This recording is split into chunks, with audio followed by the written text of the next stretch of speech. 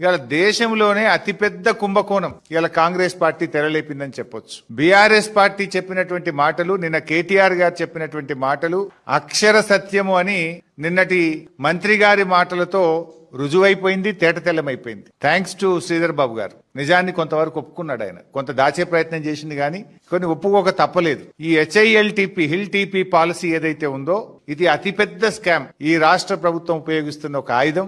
వేల కోట్లు, లక్షల కోట్లు కొల్లగొట్టడానికి తెరలేపినటువంటి స్కామ్ ఇది. పారిశ్రామిక వాడల్లో ఆ రోజుల్లో పిల్లలకు ఉద్యోగాలు రావాలని తక్కువ ధరకే పారిశ్రామికవేత్తలకు భూములు కేటాయించారు. 9,292 ఎకరాల భూమిని ఇవాళ 30%, అది కూడా రిజిస్ట్రేషన్ వాల్యూ 30% రిజిస్ట్రేషన్ వాల్యూలో కట్టించుకుంటే రాష్ట్ర ప్రభుత్వానికి 4 నుంచి 5,000 కోట్ల ఆదాయం వస్తుందని నిన్న మంత్రి గారు చెప్పారు. నేను చెప్పలే, శ్రీధర్ బాబు గారే చెప్పారు. స్పష్టంగా చెప్పిన ప్రెస్ మీట్ లో, మేము ఈ 9,292 ఎకరాలు అమ్మేస్తున్నాం, రిజిస్ట్రేషన్ వాల్యూలో 30% కడితే మాకు 4-5 కోట్ల ఆదాయం వస్తుంది అన్నారు. మరి నిజంగా ఈ రోజు ఆ 9,292 ఎకరాల భూమి విలువ ఎంత ఈ రోజు మార్కెట్ లో? ఖచ్చితంగా 5 లక్షలకు తగ్గదు. 5 లక్షల కోట్ల రూపాయల విలువ కలిగిన భూమి. మరి నేను అడుగుతా ఉన్న శ్రీధర్ బాబు గారిని, ఈ ప్రభుత్వాన్ని, ఈ 5 లక్షల కోట్ల విలువ కలిగిన భూమిని 4-5 కోట్లకే ఎందుకు కట్టబెడతా ఉన్నారు? అంటే మిగతా 4,95,000 కోట్లు స్కామ్ కాకపోతే ఏంటి? దాన్ని ఏమనాలే? మీరే చెప్పింది కదా 4-5 కోట్లే వస్తాయని.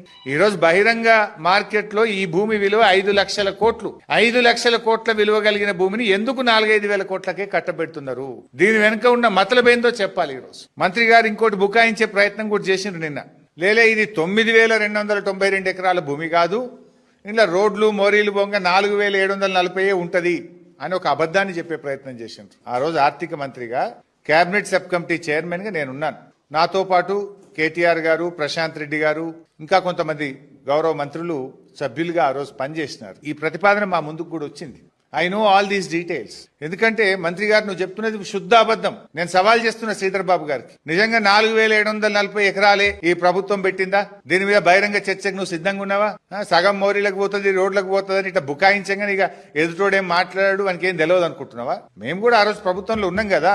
దాన్ని తగ్గించి, సగానికి సగం తగ్గించి చూపే ప్రయత్నం చేస్తా ఉన్నాడు శ్రీధర్ బాబు గారు. కుంభకోణం యొక్క విస్తీర్ణాన్ని సగానికి సగం తగ్గించాలనేటువంటి విఫలయత్నానికి శ్రీధర్ బాబు గారు పాల్పడతా ఉన్నారు. ఇందులో స్పష్టంగా ప్రభుత్వం యొక్క డొల్లతనం బయటపడ్డది.